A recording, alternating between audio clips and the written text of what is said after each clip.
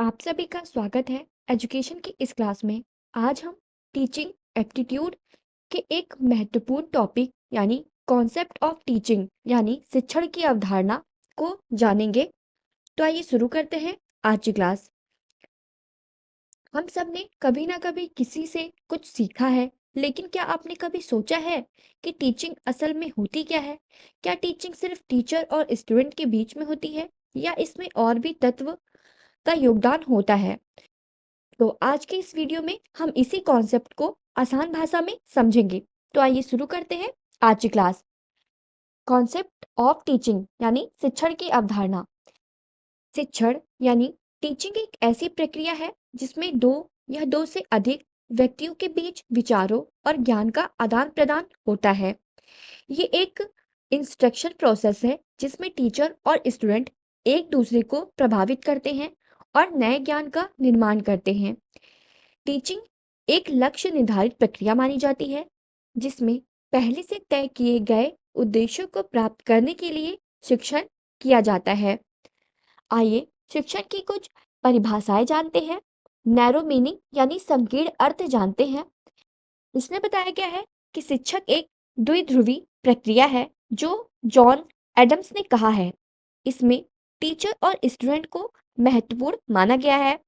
इसके अतिरिक्त इसकी ब्रॉड मीनिंग बताई गई है यानी इसका व्यापक अर्थ बताया गया है जो जॉन डेवी ने दिया था। इसमें इन्होंने कहा है कि यह एक त्रिध्रुवीय प्रक्रिया है यानी टीचर स्टूडेंट और करिकुलम। इसको इन्होंने महत्वपूर्ण माना है। इसको किसी ने स्पेसिफिक कहा नहीं है या एक मॉडर्न मीनिंग है।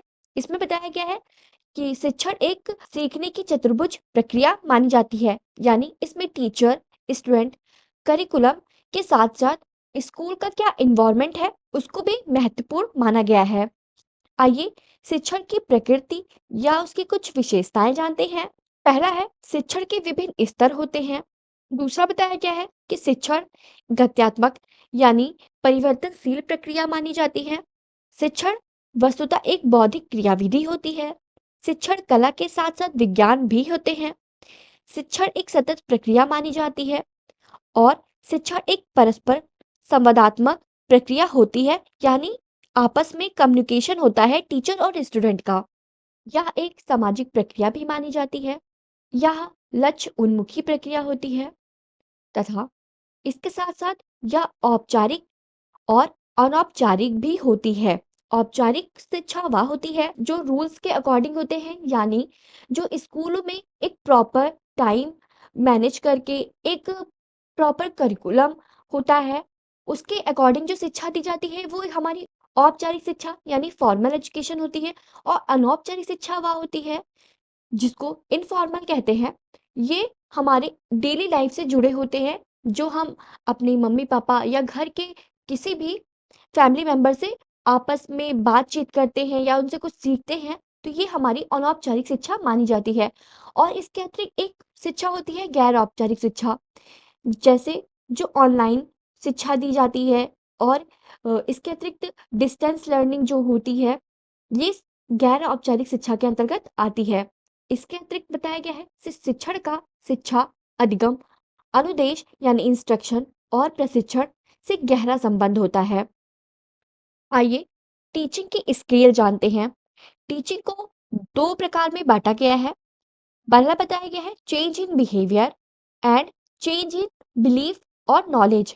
चेंज इन बिहेवियर का मतलब हुआ कि जो व्यवहार में परिवर्तन होता है जैसे कंडीशनिंग के द्वारा या ट्रेनिंग के द्वारा, तो वो चेंज इन बिहेवियर के अंतर्गत आता है। दूसरा है change in belief and knowledge, जो ज्ञान में परिवर्तन होता है जैसे निर्देश देकर इंस्ट्रक्शन देकर ज्ञान में परिवर्तन करते हैं या उपदेश देकर ज्ञान में परिवर्तन करते हैं, वो टीचिंग का एक पार्ट माना गया है। आइए सबसे पहले जानते हैं कि ट्रेनिंग यानी प्रशिक्षण क्या है। प्रशिक्षण का अर्थ स्वयं या दूसरों में कोई कौशल सिखाना या विकसित करना होता है, जैसे ड्राइविंग सिखाना या फिर पायलट ट्रेनिंग देना या फिर कंप्यूटर सिखाना। ये सारी चीजें एक प्रशिक्षण यानी ट्रेनिंग के अंतर्गत आती है। अगला है कंडीशनिंग यानी अनुबंधन। अनुबंधन का संदर्भ विद्यार्थियों के व्यवहार में परिवर्तन से है। व्यवहार मनोविज्ञान में अनुबंधन एक सिद्धांत माना गया है जो निर्दिष्ट करता है यानी जो बताता है कि किसी व्यक्ति या पशु को किसी वस्तु या घटना यानी उद्दीपक पर अभिक्रिया यानी अनुक्रिया को अधिगम या अनुबंधन द्वारा संशोधित या परिवर्तित किया जा सकता है। अगला है इंस्ट्रक्शन यानी अनुदेशन। इसमें बताया गया है कि शिक्षक द्वारा पाठ्य वस्तु का वितरण या संभाषण डिलीवरी ऑफ कंटेंट। इसमें अनुदेशन का तात्पर्य विद्यार्थियों पाठ्य पुस्तक सहित पढ़ाने और इंगेज करने यानी संलिपित करने की एक प्रक्रिया मानी जाती है। अगला है इंडोक्ट्रिनेशन यानी मतारोपण या उपदेश। इसमें बताया गया कि इसमें बच्चों का ब्रेन वॉश कर दिया जाता है। जैसे मतलब जो टीचर बोलता है बच्चा उसी को सच मानता है। जैसे इसमें कहा गया है कि यह किसी व्यक्ति या समूह को विश्वासों के एक समूह पर असमीक्षात्मक रूप से अपनाने का अनुदेशन देने की प्रक्रिया है।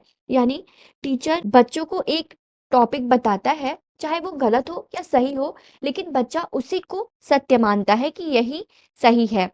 इसके अंतर्गत विश्वासों और विचारों को प्रभावी ढंग से दूसरों तक पहुंचाया जाता है और अनुदेशन में शामिल किया जाता है। एग्जाम्पल के रूप में रिलीजियस टीचिंग को मान सकते हैं। तो आज की क्लास में हमने शिक्षण की अवधारणा, उसकी परिभाषा, उसकी प्रकृति, विशेषताएं और उसके क्या-क्या स्केल है यानी पार्ट है, उसको जाना है। तो आज की क्लास में बस इतना ही। धन्यवाद।